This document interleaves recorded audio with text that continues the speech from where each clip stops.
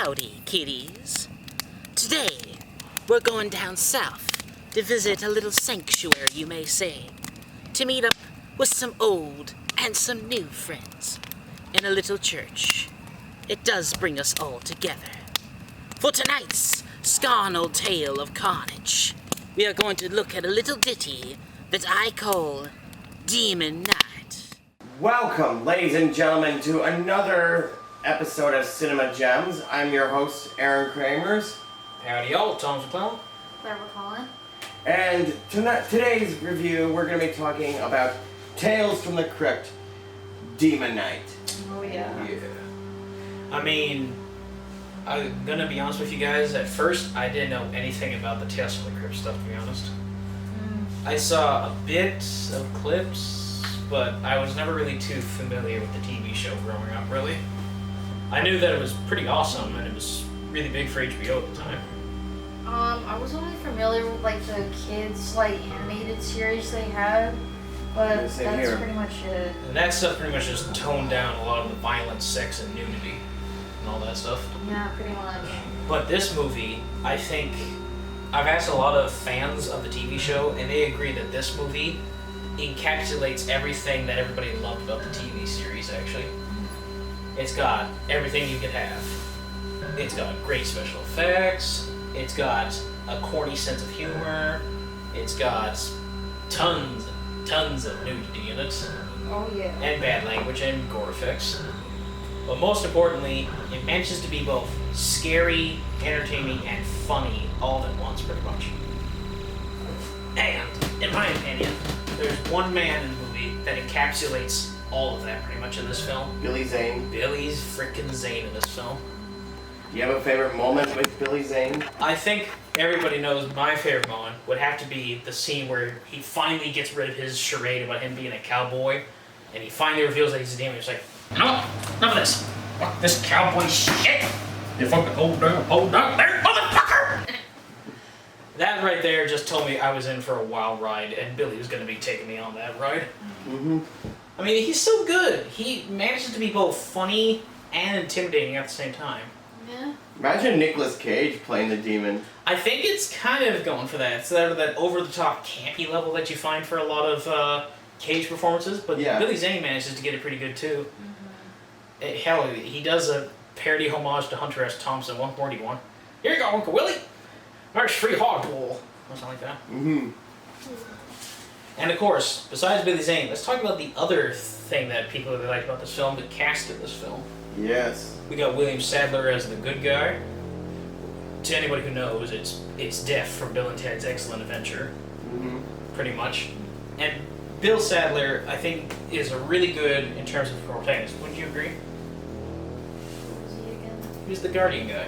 Right. He was the main character. Yep. It kind of feels like it's implied that he's been around since World War I, pretty much. Well, obviously with the flashbacks shots. And I don't think he wanted to become the Guardian when he was given that, pretty much, so he's got that reluctant hero vibe about him. Yeah, but he's got no choice, so he keeps pressing on. Like a curse he has to get with, almost. Mm-hmm. Yep. Like a worn-out warrior who's been on the road for too long. Yeah, pretty much. But then we also have to meet our other later protagonist, Jade Pinkett-Smith's character. Now this was before she met Will Smith, so there's no Smith in that title. I thought she was really good, and she was a very, very beautiful girl. I think she's a little more relatable too, because Yeah. essentially she just wants to leave this life behind her, pretty much. Yeah, because it's mentioned during the film that she was, she just got out of prison, and that she's on probation, and she's just working, a really shitty job. So she feels like she's trapped in a way. Yeah, and everybody, in the... Was it a hotel? It's a hotel / old ancient church kind of thing. Yeah. So, everybody's, barking orders at her to do this, do that, and it's she's just, having none of their shit. But besides that, let's also talk about the amazing supporting cast in this film. Mm-hmm. I'm surprised how many decent character actors they got to appear in this film, pretty much. Yeah. First we've got, some people from, I think that lady, the black lady, she was from, I think CSI or something like that? I can't remember. But we also have the voice of Roger Rabbit himself playing Wally, of all people. That was a weird cameo. I was thinking, oh my god, it's Roger Rabbit! Where's Eddie? Where's Jessica? Well, we do have a Jessica figure. With the prostitute character, yeah. Yeah, I felt bad for her. I kind of like the way that she was somewhat seduced by his Billy Zane, because that's what the kind of demon I like to see. The demon that's able to play on a person's feelings and vulnerability, pretty much. And Billy Zane encapsulates that perfectly, pretty much. Why do you think he was picked to play Colonel Sanders? Because of his accent? Hey, what is that accent, by the way? I don't know. Just saying. We'll call it the Billy Zane. Oh, God. Okay. And of course, we have to deal with some douchebag characters like Thomas Hayden Church in it. Oh my god, yeah. Yep. I mean, kudos to him, because nobody can play a douchebag quite like him, I feel, in my opinion. Yep. The entire time, like, you just want to strangle him and it's like, shut up, shut up. He's the kind of character you want to punch in the face, like Paul Giamatti from Sideways. Or something like that. Or from Shoot 'em Up. Or Shoot 'em Up, yeah. He wasn't in Shoot 'em Up, what are you talking about? He wasn't Shoot 'em Up. Paul Giamatti was, not Thomas Hayden Church, he was Sandman. I was talking about, oh my god, Tom. We're off track. Yeah, we're going off track. I apologize. Actually, here's what really got me. Is it me, or does this movie seem kind of familiar? Like what? Oh, something about a bunch of people trapped in one building. There's these monsters trying to get at them. From Dusk Till Dawn. Yes, exactly, from Dusk Till Dawn. It feels exactly the same almost. Even some of the effects look the same. I was gonna say, like, any kind of, like, either zombie movie. I was zombie, yes, but it also implies that these creatures are smart, so they're not like zombies, they're more like the vampires from Dusk Till Dawn. Yeah, And but also, they have more restrictions on, like, vampires. and there's other movies where people trapped in a building have to fend off against people like Dog Soldier. Dog Soldier, Assault on Precinct 13. The Romero films. Green Room.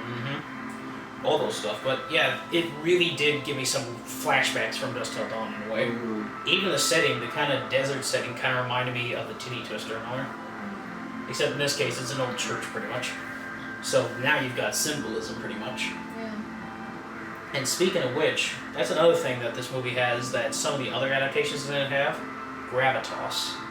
It kind of feels like not just a throwaway story or something like that. This feels like a story with a point to it, kind of. Yeah.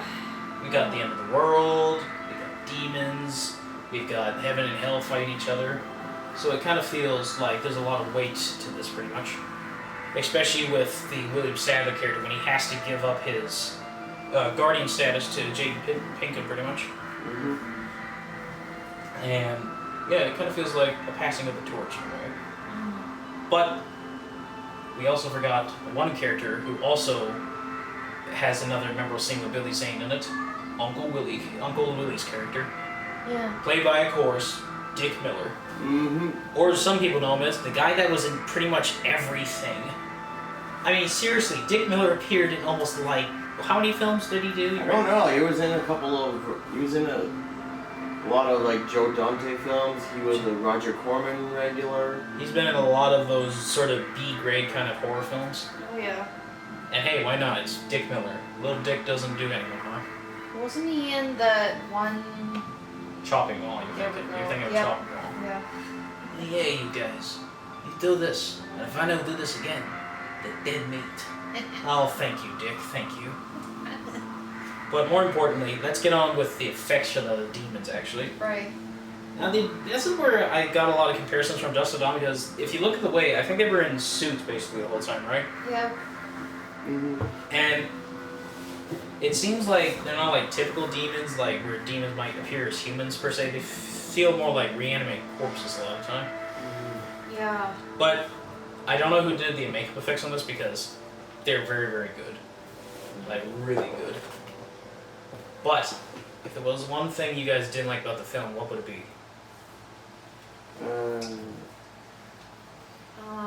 I would say there's a couple of scenes that dragged on. So it kind of felt like it was dragging sometimes. Yeah. That's the problem with films where it's like condensed in one area. It kind of feels like you're saying what happens next, pretty much. And what I liked about the movie was Billy Zane performance and the special effects and the soundtrack. Well, the soundtrack is amazing, pretty much. Pantera, Noah Was it No Effect? I think so, maybe. Well, I No, it know wasn't Pantera's on it. Yeah. But yeah, pretty much it encapsulates everything you think about when you think about late '90s, early 2000s soundtrack, pretty much. Yeah. Is it anything you wanted to say about the film? I would say like some of the bad things about the film again would probably be that I think the beginning was a bit too slow. A bit too slow. It's building up stuff, you can imagine. Yeah, and then there was some like more times when it slowed down when like I think there was like a period where like they were just waiting to see what happens next, to see what the demons would do. Can get a bit boring. Yeah. Yeah, that during those segments I'm just like, really, come on, hurry it up.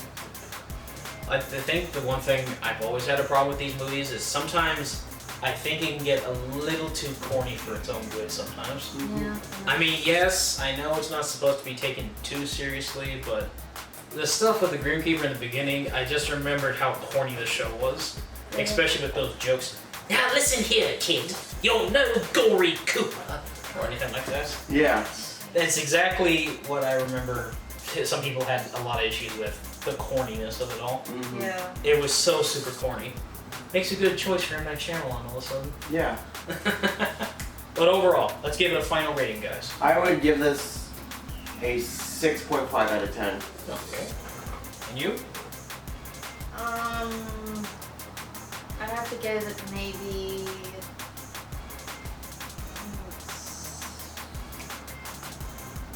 I'm not sure. Maybe like a 7. No, actually, probably like 5.5. Alright. Well, I think that out of all of the Tales from the Crypt movies, this is probably the best that they've made, in my opinion. I mean, yes, it is slow. Sometimes it doesn't make sense, and there's like a few plot holes that you can't really ignore.